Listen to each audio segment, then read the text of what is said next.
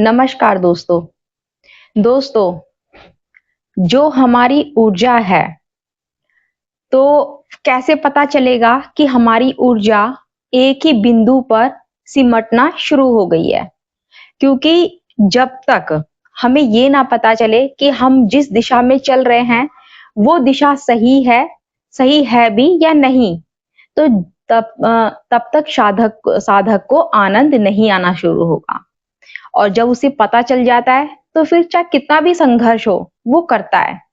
अब दोस्तों, ऊर्जा को हम कैसे समझ पाएंगे कि एक ही बिंदु पर सिमटना शुरू हुई है?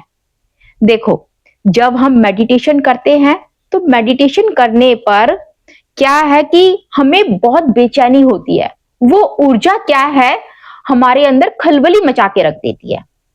जैसे कि हम बैठते हैं, हमारा मन कहता है कि नहीं, उठ जा।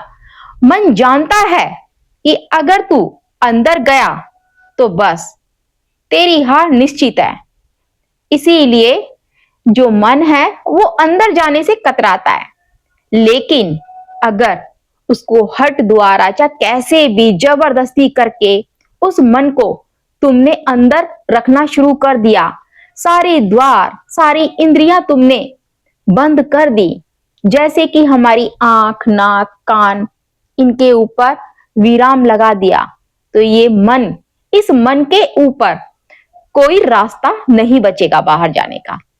इस मन के पास जो रास्ता है वो कान, आंख, मुंह, इनके द्वारा ही बाहर जाता है।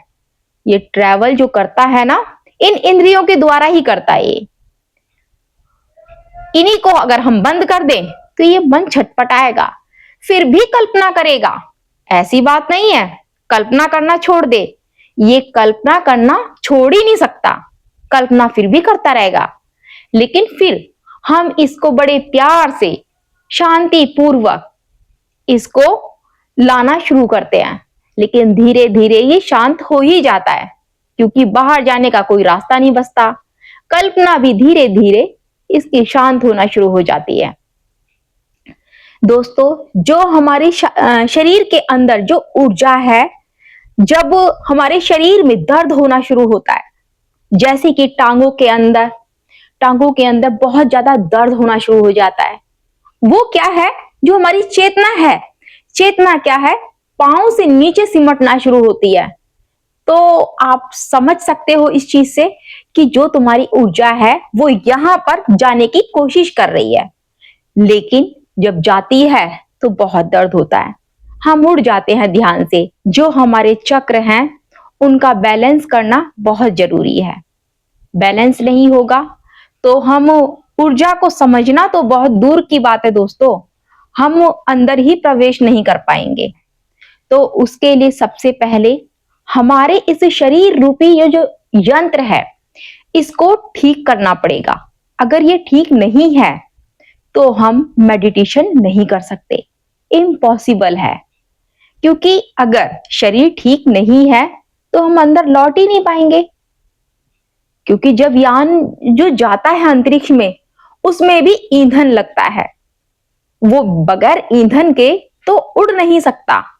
ठीक ऐसे ही इस शरीर के अंदर जब हम जाना शुरू करते हैं, तो इस शरीर के जाने पर हमें ऊर्जा की जरूरत होती है, जो कि हमारे शरीर में नहीं होती है। हम बाहर ही रह जाते हैं।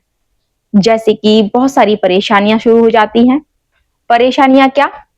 जैसे कि जब हम मेडिटेशन करने बैठते हैं तो हमें बेचैनी होना शुरू हो जाती है। अब देखो दोस्तों, उस ऊर्जा में बहुत ज्यादा ताप है, उसको सहना इस शरीर के लिए इम्पॉसिबल जैसा हो जाता है। क्यों? क्योंकि हम इस पृथ्वी के भोग विलास में इतने ज्यादा फंसे हुए हैं कि उस ऊर्जा को सहन नहीं कर पाते हैं। तो उस ऊर्जा को सहन करने के लिए दोस्तों, हमें अपनी नाड़ियों की शुद्धि करनी पड़ती है। जब हम अपनी नाड़ियों की शुद्धि करते हैं तो क्या है, उन नाड़ियों की शुद्धि से ही हमारा जो चक्र है, रूट चक्र, मूलाधार चक्र, जो मूल पर टिका हुआ है, जो जड़ है, वो एक्टिव होता है। और वो एक्टिव, उस चक्र के एक्टिव होने का मतलब है कि जो तुम्हारा यान है वो बेस्ट हो चुका है। तुम उसके अंदर रहकर ट्रेवल कर सकते हो कहीं भी। रास्ता है प्रवेश करने का, और वो रास्ता है हमारी दो नाक के छिद्र। इनके द्वारा ही हम अंदर जाना प्रवेश करते हैं।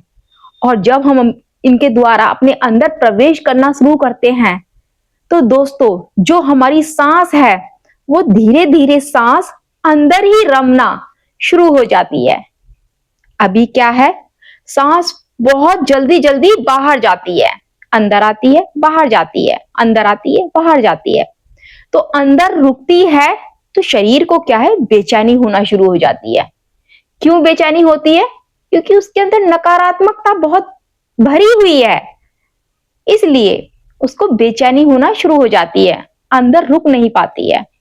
जिस टाइम से वो उसने सांस ने अंदर समाना शुरू कर दिया, तो ये मान लो कि तुम्हारी समाधि घटित वहीं से शुरू हो जाएगी।